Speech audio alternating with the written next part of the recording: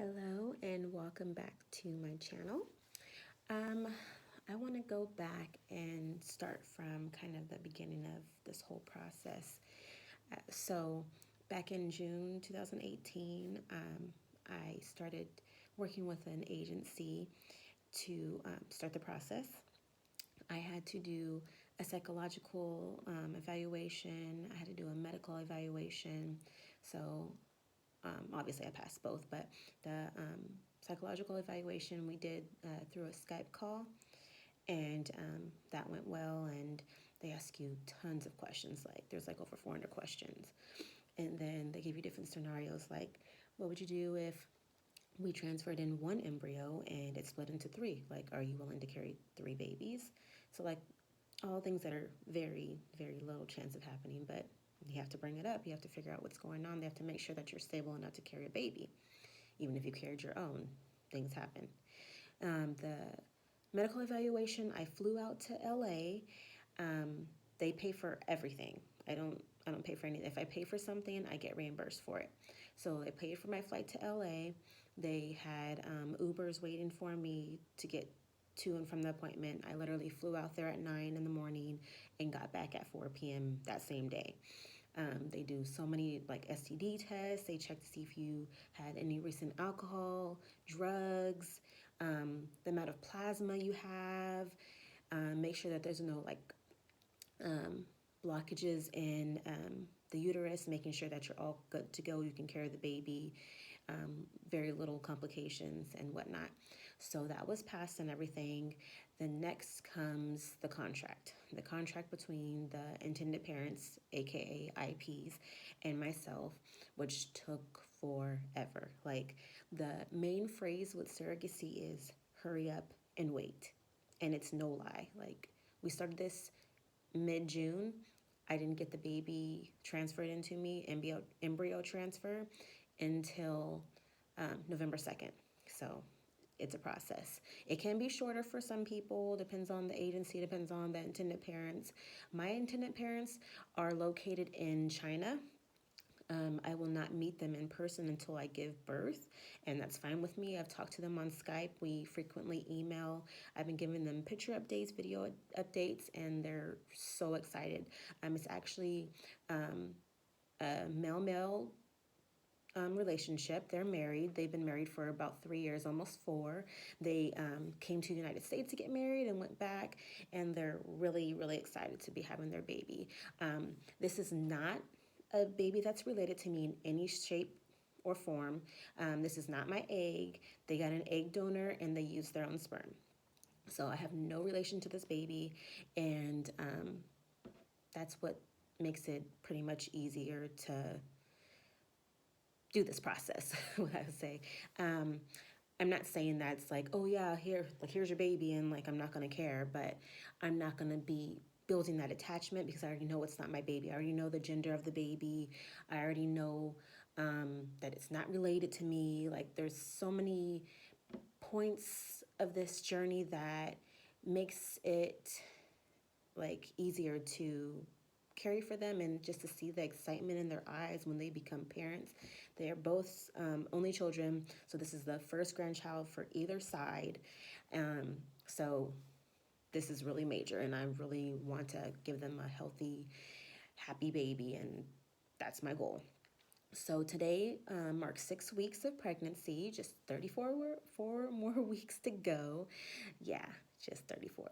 But I have really easy pregnancies. I don't get sick. Don't really have any issues. I've never threw up between the two of my pregnancies. I'm actually not feeling sick. I'm just really exhausted at this point.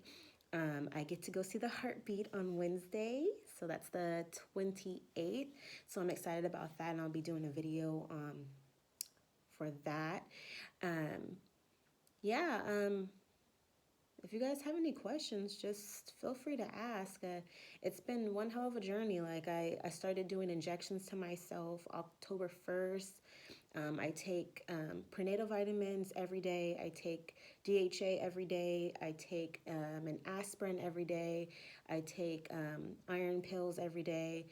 And for a little bit right before the transfer, I was taking doxycycline. I was taking this other one that was, it's just a lot that goes into it. So the Lupron that I was taking, I had to inject into my stomach. I did that for 27 days. And then every Tuesday and Friday, I was injecting myself with estrogen, which actually was not me. My cousin was doing it, that's a nurse, because I was too chicken to do it, and that was going into my butt. So I was really nervous about that. I didn't want to do it the wrong way. I didn't want to like bleed out or internal bleeding or anything crazy like that. But October 28th, I started my progesterone injection, which is also the butt, and I did it myself, and I've been doing it myself ever since. So Wednesday actually will be a month that I've been doing my own injections, and if all goes well, if my levels are remaining nice, then I can stop doing injections December 23rd. So I have about a month left, and I can just have a regular pregnancy from here on out. I decided to be a surrogate because I feel like I want to be able to help other people that can't have children, that really, really want to have children. Like, this is a really tough process for myself and the parents to just put all that trust into somebody that they've never met in real life. We've talked on Skype one time, and they've agreed to have me carry their most precious gift ever. So that makes me feel good that somebody can put that much trust in me. And I literally had my profile looked at, I think starting about June 22nd, and by July 3rd, we had already matched. So it was really fast. Back to the contract. The contract took forever. There's so many things in the contract. The contract is like 28 pages. Actually, I think it's 30 something pages. It's really long. So that breaks down like what happens with the parents, when they come out here, all the paperwork that I need to sign, that I know that it's not my baby, that I will do whatever they ask medical wise, as long as the doctor approves of it. If I want to travel after a certain amount of time, I have to have it approved by the agency and the parents before I can do it. I think I can fly out of California up until 34 weeks. So that's pretty generous, but I won't really be going anywhere that late. I do plan on going out of state around 20 weeks, so that should not be a problem. But the compensation, if there was a split and they didn't want twins, if I would reduce it, just a whole bunch of different things that go into the contract. And we came to an agreement. I had to get a notary to sign it, and that was that. But yeah, I'm really excited for everything. I can't wait to meet them, to give them their baby. And this has been one of the best decisions I've ever made so far. I know it's only been 6 weeks of pregnancy, but I've been going through this since June. So what is that? July, August, September, October, November. Almost, it's been about 5 months. So it's been a journey already. And we have about,